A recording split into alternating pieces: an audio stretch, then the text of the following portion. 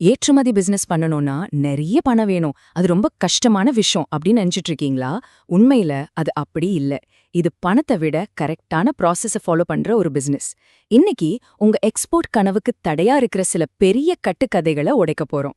இந்த ஒரு கேள்விதான் நம்மள பல பேரை முதல் ஸ்டெப் எடுக்கிறதுக்கு முன்னாடியே தடுத்து நிறுத்திடுது. எனக்கு அந்த தகுதி இருக்கா அப்படின்னு நமக்கு நாமே கேட்டுக்கிட்டு ஒரு பெரிய வாய்ப்பை நழுவ விட்டுடுறோம். ஆனா நிஜமாவே தகுதினா என்ன? நிறைய பேரு சில தப்பான அபிப்பிராயங்களாலேயே தங்களுக்கு தகுதி இல்லைன்னு முடிவு பண்ணிடுறாங்க. ஆனா சட்டமும் உண்மையும் என்ன சொல்லுது? வாங்க அந்த நம்பிக்கைகள் எல்லாம் என்னன்னு ஒன்னொன்னா பார்க்கலாம். சரி, வாங்க விஷயத்துக்குள்ள போலாம். முதல்ல மக்கள் அவங்க பிசினஸோட சைஸ் பத்தியும் அதோட அமைப்பு பத்தியும் வச்சிருக்கிற சில பொதுவான தவறான எண்ணங்களை பத்தி பார்ப்போம். இதுதான் ஒருத்தரோட எக்ஸ்போர்ட் பயணத்தை ஆரம்பிக்கிறதுக்கு மிகப்பெரிய மனத்தடையா இருக்கு. இதுதான் முதல்ல வர்ற ஒரு பொதுவான சந்தேகம். பெரிய பெரிய கம்பெனிங்க மட்டும்தான் எக்ஸ்போர்ட் பண்ண முடியும், சின்ன கடைங்களுக்கோ இல்ல சின்ன பிசினஸ்க்கோ இது சரிப்பட்டு வராதுன்னு ஒரு பரவலான நம்பிக்கை இருக்கு. ஆனா சட்டப்படியான உண்மை என்ன தெரியுமா? எக்ஸ்போர்ட் பண்றதுக்கு உங்க கம்பெனி இவ்ளோ பெருசா இருக்கணும்னு எந்த ரூல்ஸும் கிடையவே கிடையாது. இது முழுக்க முழுக்க ஒரு தவறான நம்பிக்கை தான். இங்க பாருங்க, ஒரு தனிநபர், ஒரு சின்ன கடை வச்சிருக்கிறவரு, ஒரு பார்ட்னர்ஷிப் கம்பெனி, ஏன் எம்எஸ்எம்இன்னு சொல்ற சிறு மற்றும் நடுத்தர தொழில் செய்யறவங்க கூட சட்டப்படி எக்ஸ்போர்ட் பண்ண முழு உரிமை இருக்கு. அதனால உங்க பிசினஸ் சின்னதா இருக்கிறது ஒரு பிரச்சனையே இல்ல. இது அடுத்ததா வர ஒரு பெரிய தடை. நானே பொருள் உற்பத்தி பண்ணினாதானே விற்க முடியும், என்கிட்ட ஃபேக்டரியே இல்லையே அப்படின்னு நிறைய பேர் யோசிக்கிறாங்க. ஆனா இதுவும் ஒரு கட்டுக்கதை தாங்க.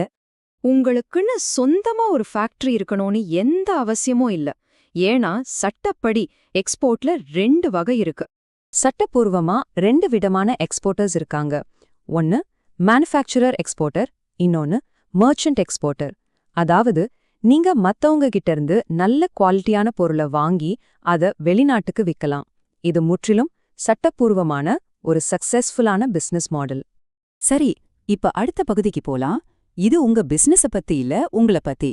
மக்கள் அவங்களோட பர்சனல் தகுதிகளை பத்தி என்னென்ன கட்டுக்கதைகள் வச்சிருக்காங்கன்னு இப்ப பார்க்கலாம்.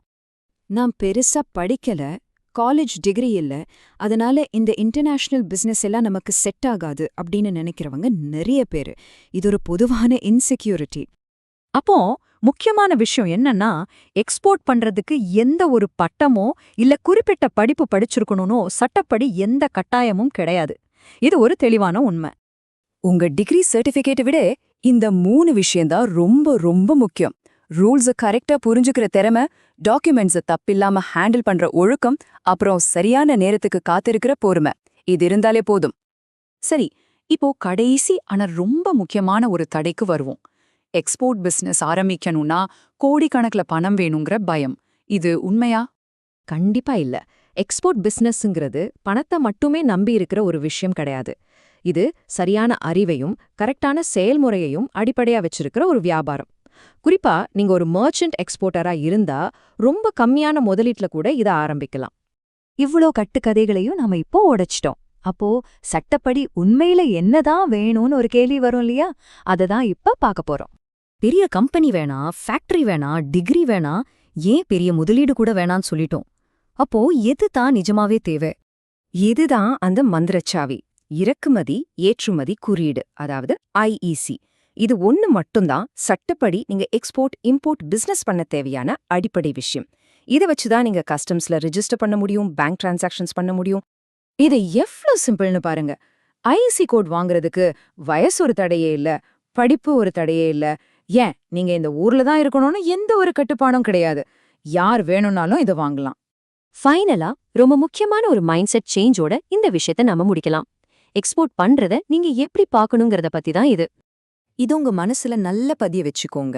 எக்ஸ்போர்ட் பண்றதுங்கிறது ஏதோ சில பேருக்கு மட்டும் கிடைக்கிற ஒரு சலுகை இல்ல. அது இந்தியா குடிமகனா இருக்கிற உங்க ஒவ்வொருத்தரோட உரிமை. அப்போ ஜெயிக்கிறதுக்கான உண்மையான ரகசியம் உங்க பேங்க் பேலன்ஸ்ல இல்ல.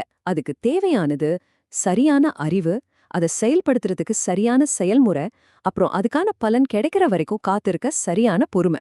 இந்த 3 இருந்தா யார் வேணாலும் ஒரு ஏற்றுமதியாளர் ஆகலாம். சரி, இப்ப உங்க மனசுல இருந்த தடைகள் எல்லாம் உடைஞ்சிருக்கும்னு நினைக்கிறேன். அப்போ அடுத்தது என்ன? ஒரு ஃபாரின் ஆர்டரை கன்ஃபார்ம் பண்றதுல இருந்து உங்க பேங்க் அக்கவுண்ட்டுக்கு பணம் வர்ற வரைக்கும் அந்த முழு ப்ராசஸையும் தெரிஞ்சுக்கணுமா?